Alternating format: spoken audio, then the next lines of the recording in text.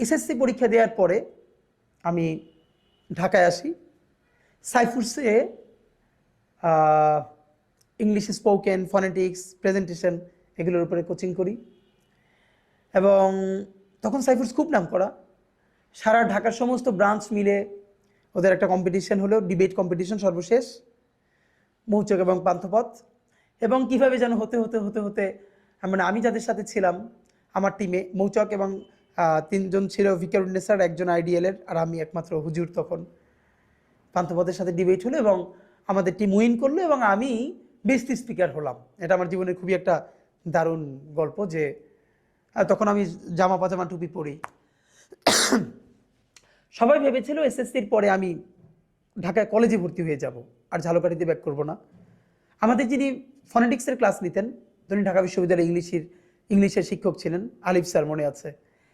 তো উনি যখন জিজ্ঞেস করেন, আমি বললাম না, আমি আবার গিয়ে মাদ্রাসায় ভর্তি হব। উনি বললে খুব একটু আপসেট হলো, যে কেন তুমি, মানে সবাই প্রত্যাশা করছিলেন যে আমি যেহেতু পরে ঢাকা বিশ্ববিদ্যালয়ে পড়তে চাই, তাহলে আমার তো একটা কলেজে ভর্তি হওয়াই ভালো।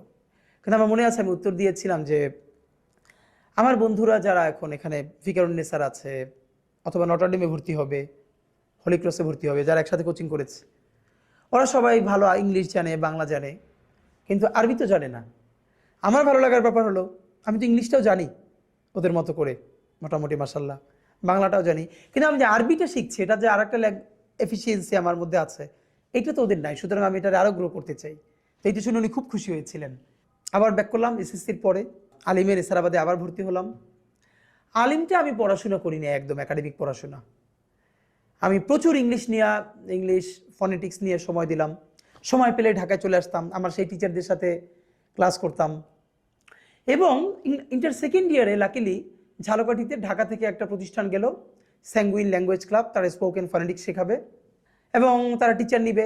আমিও কৌতূহলবশত অ্যাপ্লাই করলাম এবং মানে তখন ভালো ইংলিশ বলতাম, তারা আমাকে টিচার হিসেবে মানে নিয়ে নিল। আমি তখন ইন্টারে পড়ি, আমার মনে আছে। এবং সেখানে যারা ভর্তি হয়েছে পরে স্পোকেনে, ফনেটিক্সে, সবাই ইন্টারের চেয়ে, মানে কেউ বরিশাল বিএম কলেজে অনার্স পড়ে, মাস্টার্স পড়ে। তো সেখানে স্টুডেন্ট, আর আমি ইন্টারে পড়ি, কিন্তু আমি তখন তাদেরকে ট্রেন আপ করাচ্ছি। এটা আমার জীবনের একটা বিরাট গল্প। স্যাঙ্গুইন ল্যাঙ্গুয়েজ ক্লাব আমার জীবনের বিরাট অংশ। এটা ঝালকাঠিতে যারা আছেন তারা নিশ্চয়ই মনে করতে পারবেন। এবং আমি স্যাঙ্গুইনের সাথে সেই ইন্টার থেকে শুরু করে আমি ঢাকা বিশ্ববিদ্যালয়ে যতদিন পড়েছি, ততদিন পর্যন্ত বছরে একবার গিয়ে স্যাঙ্গুইন ল্যাঙ্গুয়েজ ক্লাবে, বছরে একদিন 7 দিন আমি একবার গিয়ে 7 দিন সেখানকার টিচার্স ট্রেনিং করাতাম। এই সম্পর্কটা আমি ধরে রেখেছিলাম, কারণ ওটা আমার প্রফেশনাল জার্নি শুরু।